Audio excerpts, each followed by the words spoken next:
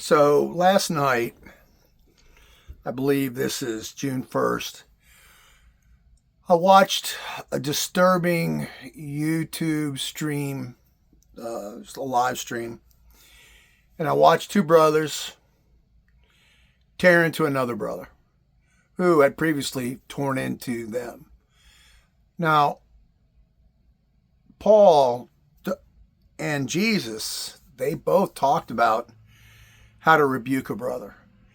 And I've watched all three of these guys tear into each other with glee and laugh and make fun and put out their personal information about stuff they've done in the past. And it disturbed me. It actually hurt my feelings just watching it. Because how do other people look at us when we're tearing each other to pieces, especially people that seem to have the gift of interpretation, divinity, discernment, truth. And then I just watched, it reminded me of kids in a playground in a sandbox throwing sand at each other.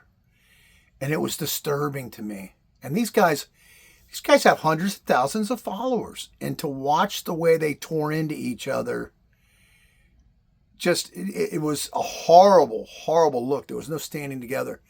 Can you imagine if, to those of you that have been with the Word for a long time, off and on, or know about the Word, can you imagine what that looks like to a new follower? They might get a look at that and go, I don't want any part of that.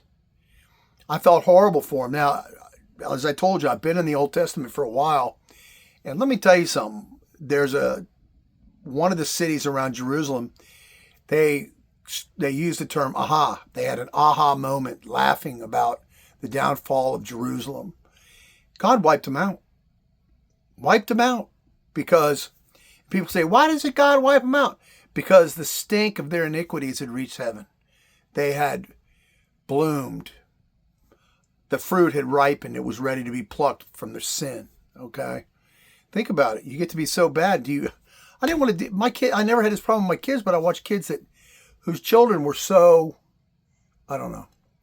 But anyway, let's be careful how we talk about each other. Okay? Just a short announcement and warning. Thank you.